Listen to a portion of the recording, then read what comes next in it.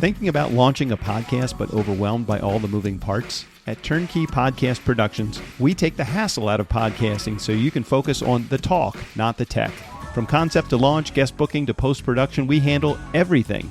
Need a strategy to grow your show and turn guests into clients? Yep, we do that too. DIY or done for you, we've got the solution that fits. Whether you're just getting started or ready to scale, Turnkey is your behind-the-scenes podcast team.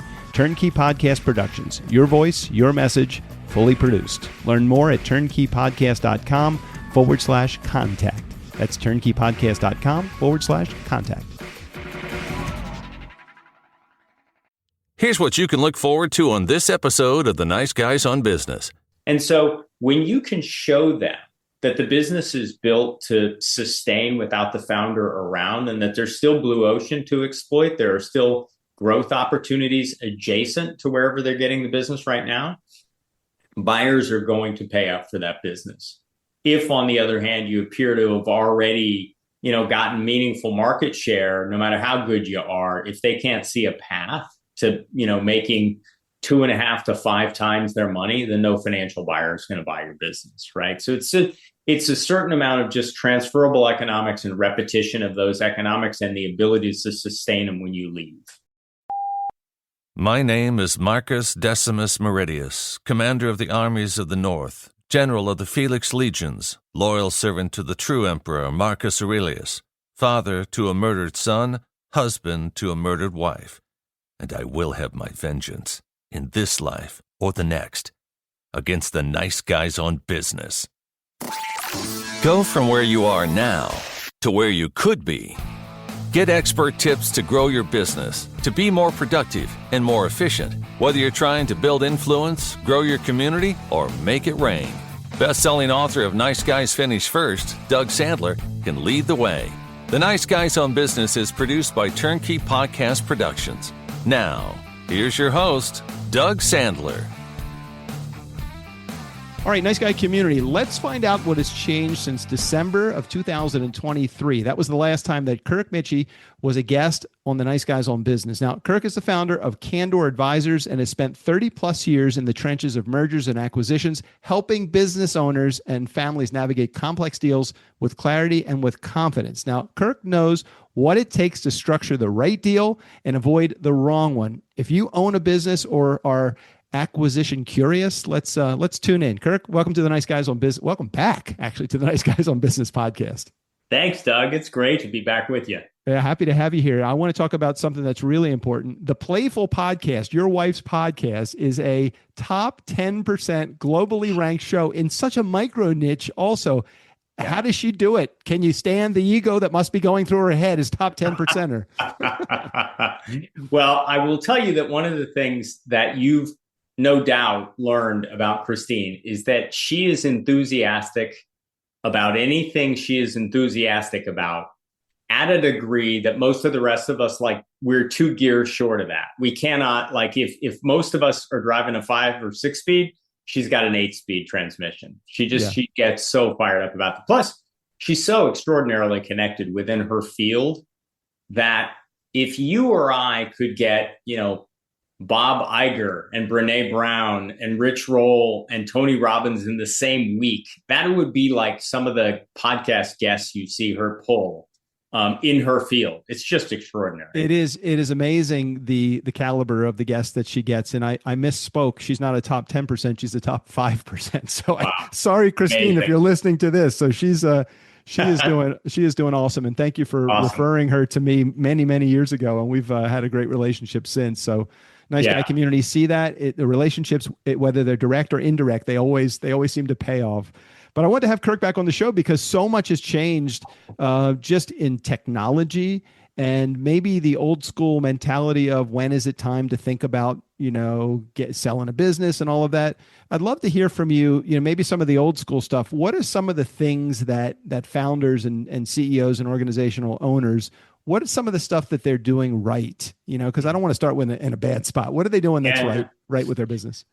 Well, look, the best way for a transaction advisor to maximize, price, terms, and control of legacy for a selling founder is to start with a great business. And if a great business has really transferable economics and the ability to survive the founder, not have the founder leaving be a risk factor, then the transaction advisor can maximize things, kind of all other things constant. So none of that has changed. No matter what the technology is, buyers are looking for, kind of that sweet spot of as little CapEx and cyclicality as possible, as much recurring revenue as possible, as many loyal customers, and as much of kind of a moat or differentiation around the business. So to think about it, like the buyers, no matter what the business is, want to buy a business that acts like a software business, no matter what it is, whether it's a dry cleaner or a construction manufacturer. They want it to act like a software business. So that piece hasn't changed at all. Some of the other kind of contributing factors, they've changed a lot. I think about everything that I was in my previous life, my previous career, which I had for 30 plus years as a bar mitzvah MC, and being up in front of that crowd and running those 2,100 bar mitzvahs over the years that I had done that. I think about without DJ Doug, the business would have failed, because people were hiring DJ Doug. And when I started to build my entertainment business, and we had 9 or 10 other DJs that were working for us, then I discovered, hey, I don't want to make this about the personality. I want to make this about the business model. I want to make sure we're exceeding expectations. We're returning our customers' phone calls. We have the same process for onboarding a client, but we add the personality of the entertainer in there as well. I took all of that and brought that over to Turnkey, which made it like, I don't want to be the single point of failure. A new owner wants to come in and buy us. I don't want anybody to say, well, we have to have it, but Doug's got to be the reason, Doug's got to stay forever and we need him. And so we built this business with great systems, documented the crap out of everything, created a revenue model, which was subscription based. It's like all the stuff that I didn't do in my DJ business. Yeah. And I think I learned that I wanted it to be easier for me as the owner. Are owners today, are they taking too much responsibility, and are they doing too many things themselves and not delegating or handing off enough responsibility to others? What's your spin on that as somebody comes to you and says, hey, I'm interested in thinking about selling my business? What do you look at when it comes to that stuff? Well, I don't know how much that part has changed, because that part's so much behavioral. And, a lot of, I think, but like in some ways we get more knowledgeable. I don't know about smarter, but we don't really get any emotionally smarter over time. If we did, then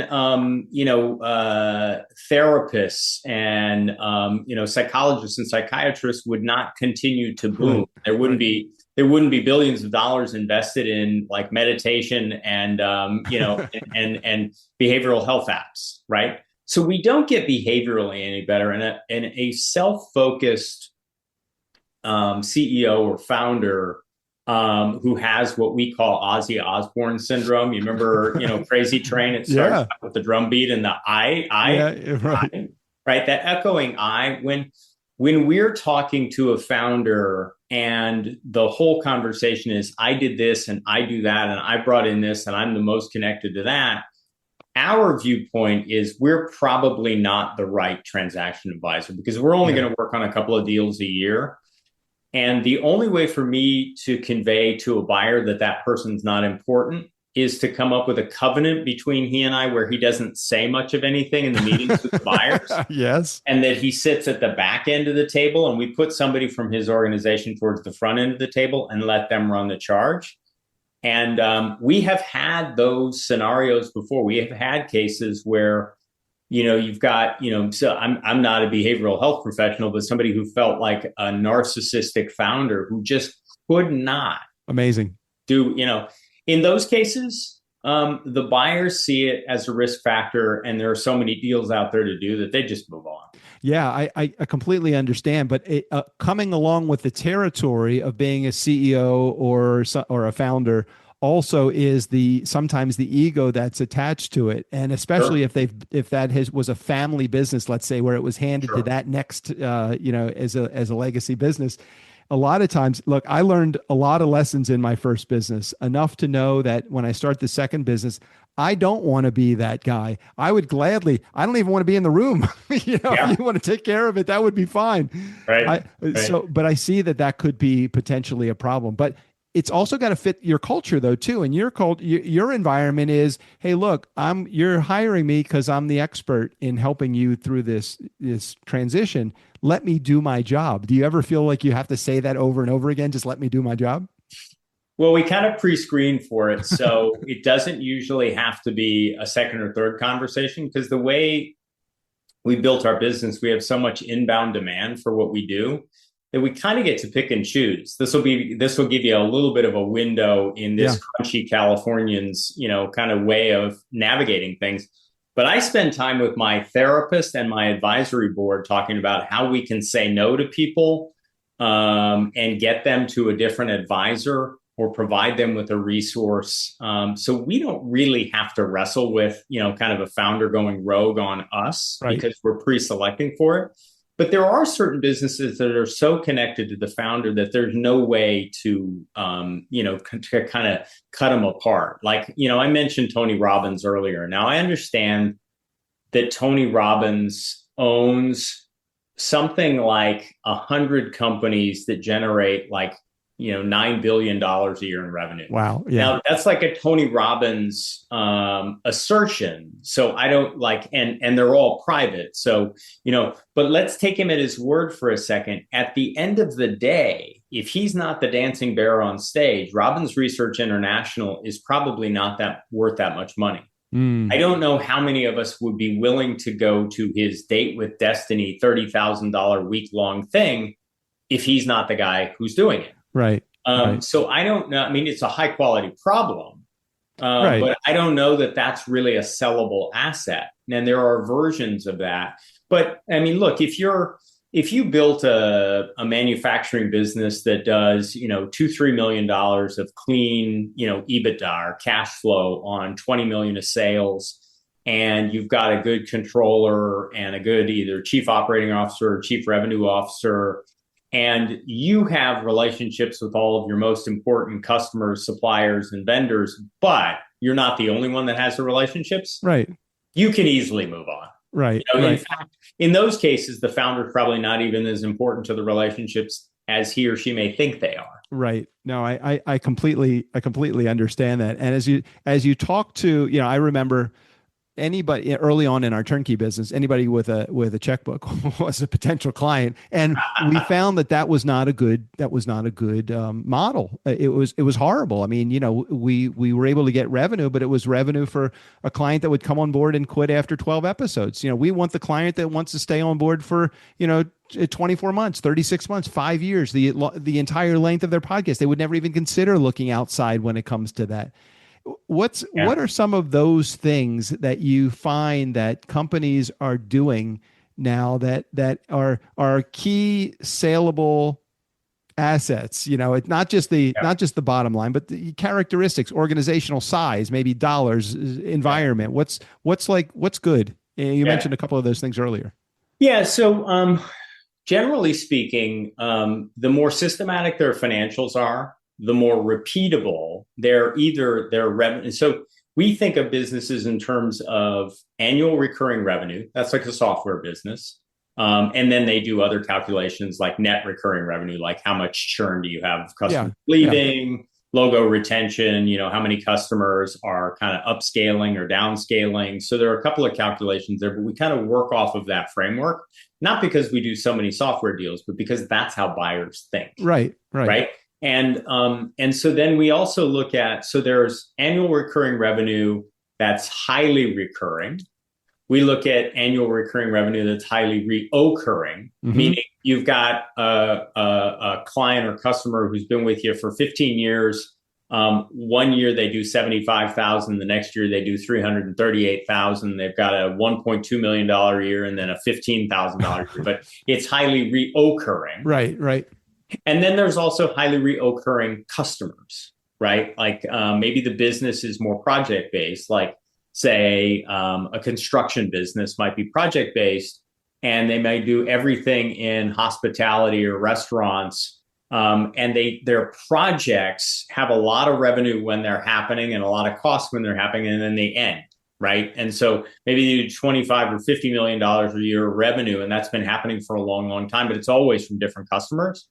How many of those customers continue to repeat? right? So the more repetitive either the revenues or the customers are, that's like thing one. All buyers want that, right? Because they want to get, even though they say they want to add their capital, their strategic guidance, their operating expertise, and their relationships, the reality is they're not operators.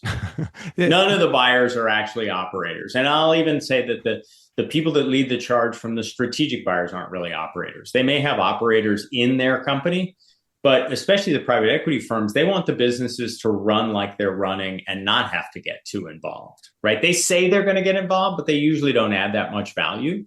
And so when you can show them that the business is built to sustain without the founder around, and that there's still blue ocean to exploit, there are still growth opportunities adjacent to wherever they're getting the business right now, buyers are going to pay up for that business. If, on the other hand, you appear to have already, gotten meaningful market share, no matter how good you are, if they can't see a path to, making 2.5 to 5 times their money, then no financial buyer is going to buy your business, right? So it's a certain amount of just transferable economics and repetition of those economics and the ability to sustain them when you leave. I'm sure that there's a number of potential business owners, CEOs, founders that come to you that are mentally in a position to be ready to sell, but you can just tell by looking at their books or looking at their process or their systems that they're probably a couple years away from that happening. Right. What's that conversation generally look like with you? How does that happen?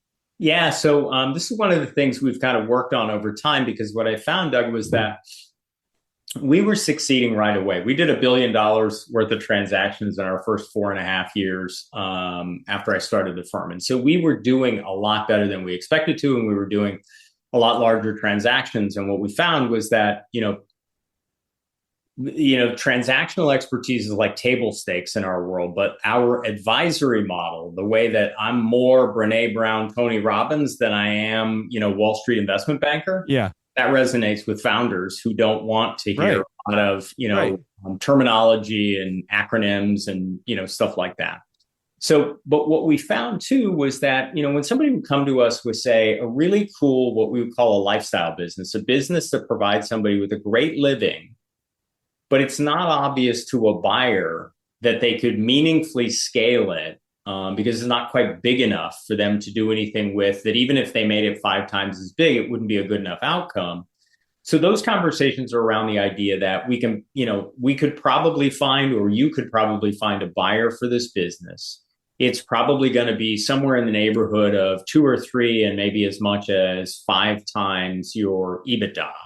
So, there are those buyers out there. They're mostly search funds or entrepreneurs who are looking to buy another business or, but to get the attraction of the meaningful financial buyers who have the $2 trillion worth of capital to invest, to be able to pay up, to get the strategic buyers to get them to pay more, you're probably going to have at least $2 million worth of EBITDA.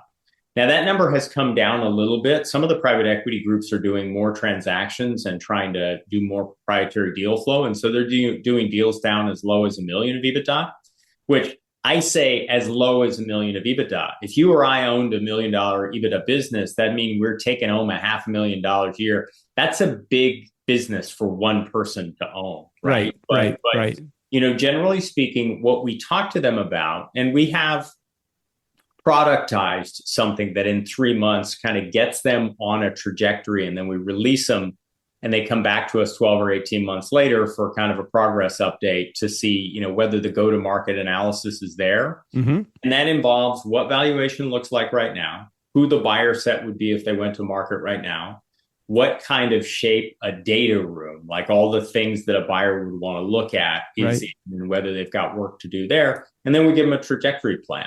Right. So for a while, we weren't able to help them at all as investment bankers. And then we decided, you know what, there's a way for us to help them. And there's also a way for us to dimension the cost of doing that so that it's got high ROI for them.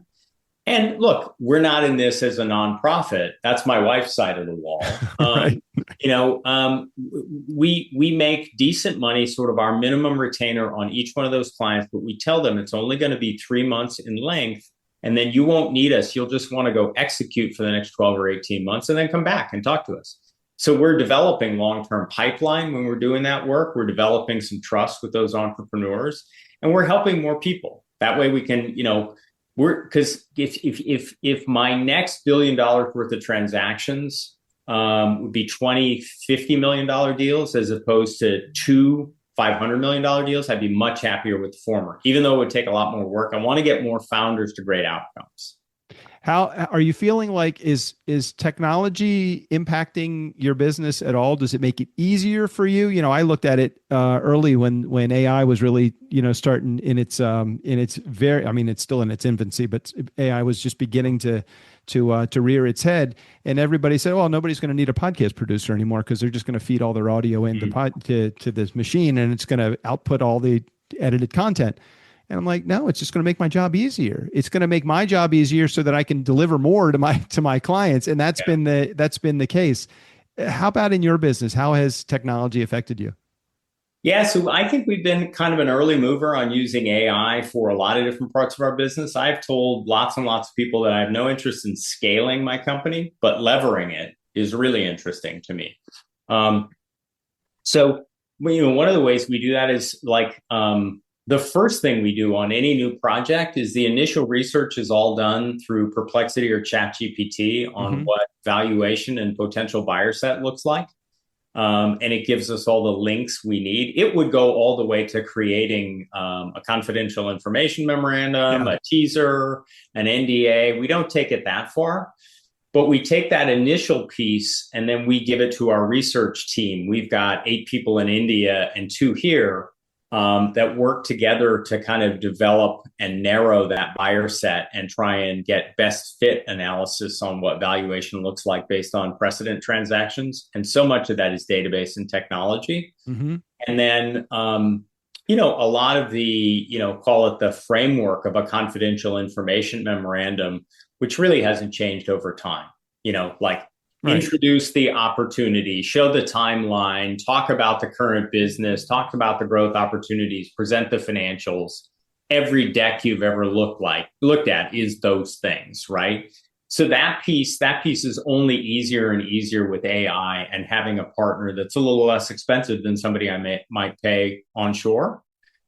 And then the last piece I'll add is that we're working with a couple of different software providers in beta form to try and get to where in a data room, there might be 1,000, 5,000 different pages of documents, every contract with every vendor, supplier, customer, all the employee agreements, all the litigation history, if any, kind of every single piece of paper that you're going to buy when you buy a company, essentially in total.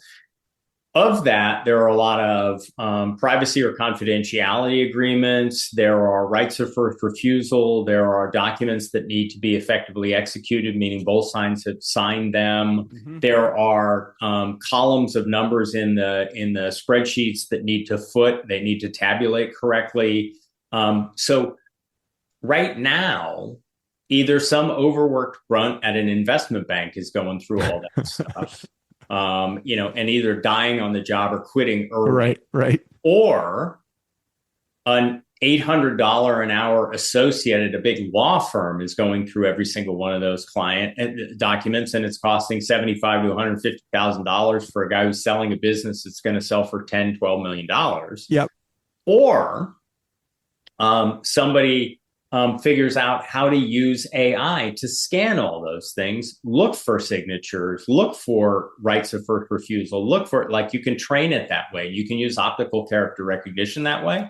And so, we can't wait for that to happen. And we started reaching out to some of the tech providers that we work with and said, are you doing anything on this? And in 2 cases, we got, 2 of them to start working on it. So, that's very cool. Yeah. That'll be neat because the due diligence process is not only invasive and accusatory to the selling founder, but it's way too time consuming. I understand why the buyer needs to see everything. What I don't quite understand is why it needs to take so long. So we can't wait for that to accelerate. Yeah, that's cool. That sounds like that's a big in the plus column for AI for your business. For sure. You have something on your website. I don't remember the exact wording, so you'll have to help remind me if you remember it, because it's may have been a while since you've been on your own website, so I don't know. You say something like full-time predators, part-time prey. Like the buyers are the founders are part-time prey, and the advisors and everybody that's doing the job other than the job you're doing, of course, are the full-time predators. Can you explain that? Because I think that it made an impact. Just that one line, I'm like, oh my God, totally get it. Well, the phrasing specifically is the buyer of your business is a full-time predator, and you're part-time prey. You need to armor up. Yeah, that's right. Exactly. I have a U.S. Patent and Trademark Office number on that phrase as it relates to the merger and acquisition world. So, however, we're starting to see that creep in. In fact, I was listening to a podcast where Scott Galloway was talking about the M&A business, and he talked about predatory buyers. Now, I don't have so much ego that I think that Scott's ever seen my website. But I felt pretty good about it. If imitation is the sincerest form of flattery, we have people that actually think they know who we're talking about. And there is no one buyer we're talking about in that case. There's not even in one type of buyer. But what I mean by that is that if you're selling, let's say you've been building your company for a decade or 4 decades or 3 generations, and it's time to sell. You're going to sell, no matter how long your history is, on a multiple of your trailing 12 months or last full year's worth of revenue or EBITDA. Right. The buyer is going to put the deal together partly structured on the next 12 to 18 months, which you'll no longer control. You won't even control your P&L if you do a majority sale. So you might not get some of those proceeds. So no matter how long you've been building that business, you walk right into that buzzsaw. Right. And you might think that these are nice people and it's a heads up transaction. I've negotiated deals before, and so I'm willing to kind of walk into this thing. And the thing you got to know is that wet-nosed 22-year-old associate working at the private equity firm has worked on more deals in the last 4 weeks than the savviest founder will go through in their entire lifetime. Right. Right. And there's nothing the private equity buyer likes more than an unrepresented founder, a founder that's not using true M&A counsel. They're just using their college buddy who knows how to do contracts. And they're not using an investment banker at all because they don't want to give up, any percent of the deal. Why do I need that? I can negotiate it myself. And they won't understand that there are probably on a mid 8-figure deal, there's probably $3 to $5 million worth of stuff they're going to miss, maybe as much as 10 to 20, depending on what the structure looks like. On a 9-figure deal, there's 10 or $15 million worth of stuff that they're going to kiss goodbye. Wow. And they're going to miss it entirely because afterwards, when they're recounting their story to their IPO or WPO or their Vistage group, when they come back and talk about their deal, they're going to say, I'd never agree again to an earnout, or I would only do this if I would only roll equity if I was going to see their track record, or I would only take back a seller note if I knew that I was higher on the capital stack than the bank or the firm's management fees. They don't know that stuff going in, and so they won't negotiate for it. And I totally get it. You don't want to get $20 million and give up, $500,000-$600,000 of it if you don't have a really clear idea of what you're paying for. But the challenge is you're going to give up multiples of that in deal structure. Absolutely. Totally get it. 100% understand the value of bringing in a professional. It's one of those things that you could launch your own podcast, or you could let somebody that's done it a few hundred times launch a podcast for you. So wouldn't it make more sense that's not your zone of genius. It's Kirk's zone of genius. Let he and his partners work this out for you. Yeah. You probably have, I would think, a pretty extensive network. Do you ever run into the same buyers, same sellers? Do you have an opportunity to work with the same people over and over again? Yeah, we do. So we have, specifically, we have the Candor Advisors National Network, which has all of the investment banks that we have referral relationships with. If we're too busy or we don't have the right subject matter expertise, we want to make sure we get that founder into the right hands. So they are on our website. You don't get like handcuffed to our website. You can leave our website and look at their website. We can make the introduction, or you can seek them out on your own.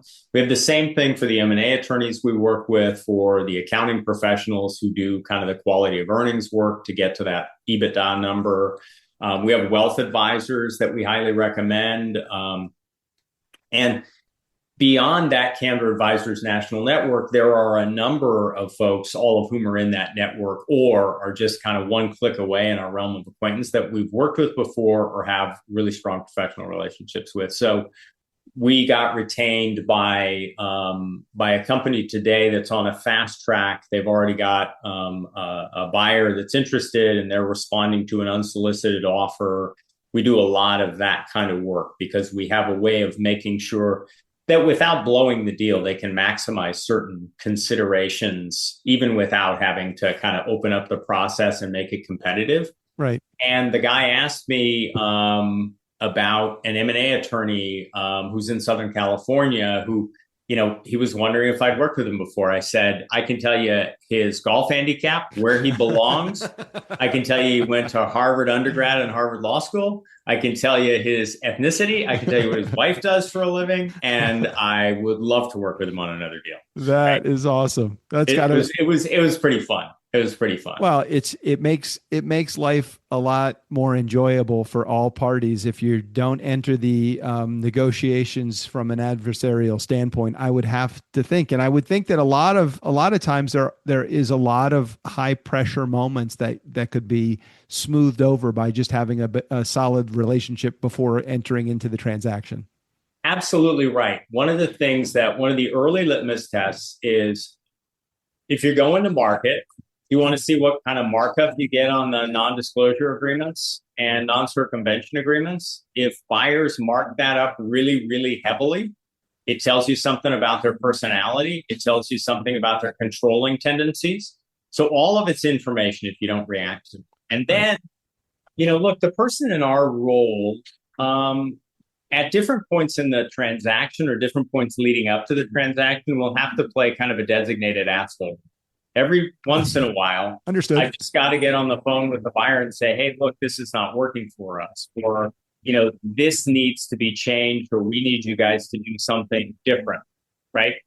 And when that's happening, what we found, Doug, is that even if what you're saying isn't likable, if you're likable and it goes okay, and if you're not uncomfortable bringing up hard subjects, and so one of the things we do to make sure that we're good at this, we bring up every hard subject early, right? So oftentimes, investment banks will send over an engagement agreement to a prospective client, and they will not have called out the provisions in there like, we need you to make representations and warranties to us. We need you to indemnify us. Here's what our fee's going to be. Here's what it's going to be if it's this. Right.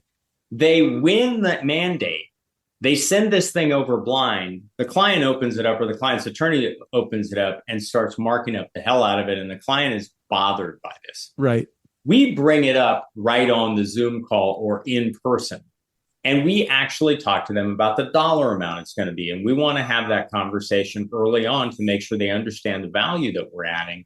I think most people don't want to have that conversation. And I think a lot of our clients find out that if we're that comfortable with having those conversations with them at this point of inflection, we'll be good at having them with the buyer when it gets to a challenging point on working capital or escrow amount or something like that. What are some of the characteristics of the ideal founder or seller for in your case? Somebody that wants to come and work with you. I know it sounds like you have a pretty decent waiting list, or at least a decent curve of somebody coming into your firm. So tell me what that looks like. Yeah. So it's really about what I would call founder dynamics. So first, we'll only work with selling founders, not the hired CEO, not somebody who's performing for the selling founder, but the founder. There are one or two exceptions we've made where the founder was going to be involved, but the CEO was going to be our lead on the deal. That'll work for us. We want to know the person who's got the why behind the selling. We want to know the person who's been taking the existential risk of the business surviving and making payroll for the entire time. That's the person we want to be working with. So in that sense, it doesn't matter what sector it's in. I mean, we've done recycling deals, cannabis services deals, software deals, big healthcare services and life science deals. So, but it's that founder dynamic, and it's the collaborative piece. We want to work with people. Look, we're going to end up spending in a full process 4 to 9 months, in some cases 11 or 12 months if the deal goes sideways at some point. We're going to be spending a lot of time with that person. We've got to like them, and they've got to like us. Yeah. So there has to be a covenant formed early on, and it's usually good to do it before the engagement letter that says, look, I'm going to ask you to do a bunch of stuff. I promise you, if you do that stuff, I will get you to where you want to go. But it's collaborative. You can't, I understand you feel like you're hiring a vendor, but if we can't have a different kind of relationship than that, probably not going to work for us. But I can recommend 25 different investment bankers who, for that kind of fee, they're happy if you treat them like crap the whole time. They'll get over it, right? They'll buy therapy. They'll work with your CEO or your controller or your COO. Whomever. I won't, though. Whomever. And I mean, for me, it's not it's not a kind of a caste system thing. It's more, maybe this is right, but I think I'm kind of an empath, and I can only I connect with the feelings that a founder has when they're thinking about selling. And I don't think that somebody who doesn't, kind of connect in that way is an ideal client for me. But for the ones that do, I think I'm as good or better than anybody. Well, I love what you said also. You like to know that this was the one whose head was on the block when it came to making payroll during COVID, or something, Amen. Something like that. When you have that person that's emotionally involved in their business, and that oftentimes, while a CEO is a great person to lead an organization, they don't necessarily have the same risk involved in the business as that founder did. They don't, and they're, it's not that they can't be good at it. Look, I mean, I'm sure that, the CEO of Paramount Pictures has been more involved in the discussion about selling that business than Sherry Redstone, the owner. Yeah, the daughter of, kind of the founder of that whole thing. But I will tell you that every time that deal's gone off track, it's because the investment bankers, lawyers, the CEO, all the principals were involved. They got everything buttoned up. And then Sherry changed her mind overnight. Right.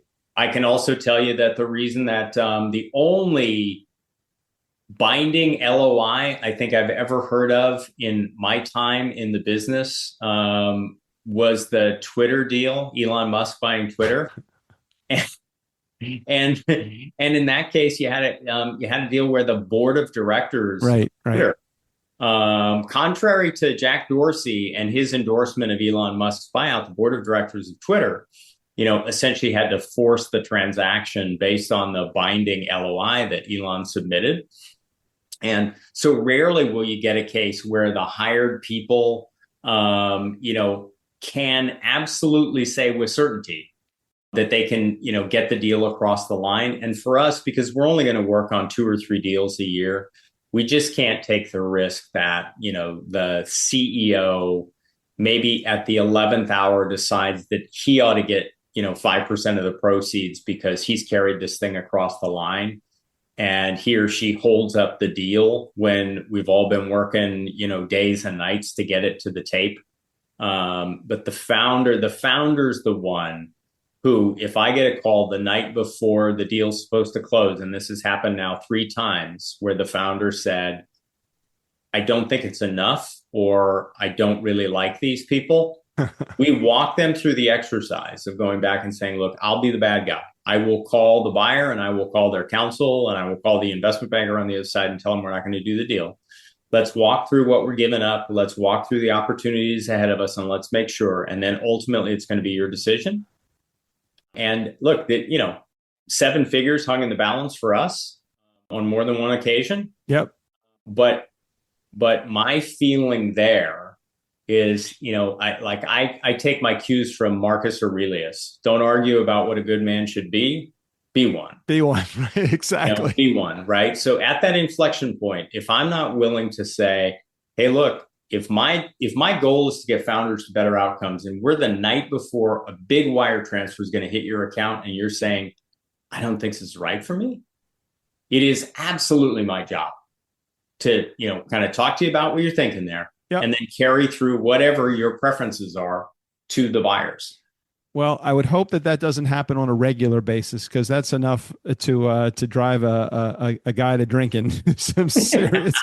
But I'm sure it has happened. Just like with everything, you never want to get that call from the client that says, "Look, I don't think this is the right deal," but you got to deal with it when it does happen. Right. Absolutely. And I'll tell you that, part of my career, I was a financial advisor, and one of the easiest ways to build rapport with somebody who's investing proceeds of sale is to say, how long did it take you before you hated your buyer? So I can tell you that entrepreneurs generally do not make great employees. And what ends up happening is either the private equity firm or the strategic buyer, essentially puts them in a reporting line. And it's not usually going to work out that well. It's part of the reason we, where possible, negotiate consulting agreements for founders, never employment agreements. It's part of why we tell the founders right up front, no matter how great this is going to feel when the corks are popping in the closing dinner, there's a period of time in which you're going to start to dislike them. You're going to start to bridle at getting told what to do. It's even going to be worse when it's not the principals telling you what to do, but it's some like downline manager who couldn't carry your gym bag into an important meeting, and they're telling you what to do. So just prepare for that. Right? Understood. Well, as always, great conversation. Is there anything that I'm missing that I should be asking you that my audience, my community should know more about what you do and how you do it? I don't think more about what we do and how we do it, but I will tell you this is a particularly opportune time for businesses to go to market that have solid economics, who are not exposed to any kind of tariff uncertainty or supply chain risk. And, it seems like an obvious one, but what has happened is there were a lot of those deals moving forward where investment bankers and buyers were all lined up and deals were ready to happen. And they went pencils down as soon as the tariff saber rattling started happening. And they have not resumed activity. What that meant, though, was because there's $2 trillion worth of private equity and private debt capital that needs to go to work somewhere.